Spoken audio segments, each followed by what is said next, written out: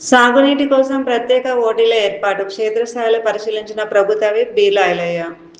యాదాద్రి భువనగిరి జిల్లా తుర్కపల్లి మండలం సంగేతండ పరిధిలో మల్లన్న సాగర్ 15వ, 16వ ప్యాకేజీలకు సంబంధించి కొండాపూర్ వద్ద కొండపోచమ్మ ప్రాజెక్టు నుంచి వచ్చే ప్రధాన కాల్వను తెలంగాణ రాష్ట్ర ప్రభుత్వ విప్ ఆలేరు ఎమ్మెల్యే బీర్ల ఐలయ్య క్షేత్రస్థాయిలో పరిశీలించారు. కాల్వకు దిగువన ఉన్న గ్రామాలు, చెరువులు, ఆయకట్టు భూములకు సాగునీరు అందేలా ప్రత్యేక ఓటీలను ఏర్పాటు చేసేందుకు చర్యలు తీసుకుంటున్నారు. ఈ సందర్భంగా ఎమ్మెల్యే సంబంధిత ఇరిగేషన్ అధికారులతో కలిసి కాల్వ ప్రాంతాన్ని పరిశీలించి రైతులకు నీరు అందించడంలో ఉన్న సమస్యలను అడిగి తెలుసుకున్నారు. ఎక్కడ ప్రజలకు, రైతులకు ఇబ్బందులు కలగకుండా అందుబాటులో ఉన్న నీటిని సద్వినియోగం చేసుకుంటూ దిగువ ప్రాంతాలకు సాగునీరు అందించేలా ప్రణాళిక రూపొందించాలని అధికారులను ఆదేశించారు. ఈ సందర్భంగా ప్రభుత్వ విప్ బీర్ల ఐలయ్య మాట్లాడుతూ తెలంగాణ రాష్ట్రంలో ప్రజాపాలన ప్రభుత్వం రైతుల సంక్షేమానికి, సాగునీటి సమస్యల పరిష్కారానికి అత్యంత ప్రాధాన్యత ఇస్తోందన్నారు.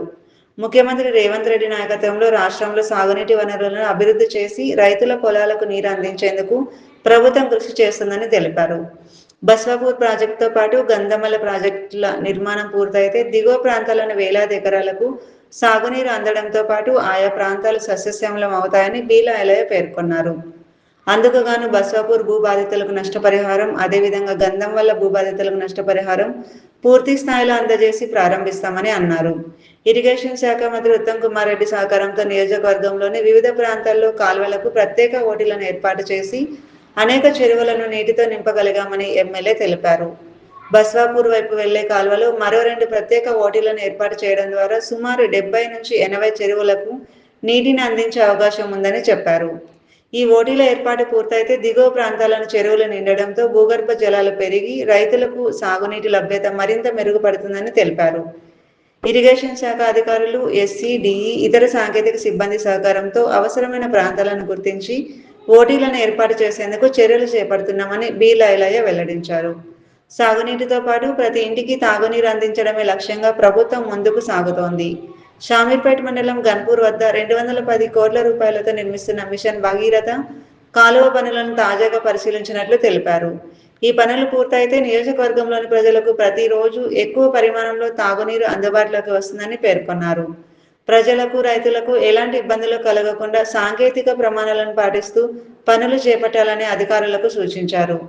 రైతుల సాగునీటి అవసరాలను దృష్టిలో ఉంచుకొని కాలువల ద్వారా సాధ్యమైనంత ఎక్కువ ప్రాంతాలకు నీటిని అందించేందుకు నిరంతరం కృషి చేస్తామని ఆయన స్పష్టం చేశారు. రైతుల పొలాలకు సాగునీరు అందించడం, చెరువులను నింపడం, నియోజకవర్గాన్ని సస్యశ్యామలం చేయడమే తన ప్రధాన లక్ష్యం అని ప్రభుత్వ విప్ బీర్ల ఐలయ్య తెలిపారు. మనకు ఎంత వచ్చింది సార్, ఎక్స్టెంట్ వచ్చినా అది మేము సబ్మిట్ చేసుకున్నాం. దాని తర్వాత 50 కిలోమీటర్లు 40 కిలోమీటర్లు దాని తర్వాత పేమెంట్ అయిపోదాం. నెక్స్ట్ జనవరి వరకు మనం నీళ్ళు అంటే ఈ ఇంతలో తోదాం అంటున్నాం. ల్యాండ్ అప్లికేషన్ చేద్దాం. పోయినసారి ఇలా రైతులకు ఏం లేదు, మంచిగా డౌన్ ఉంది కదా.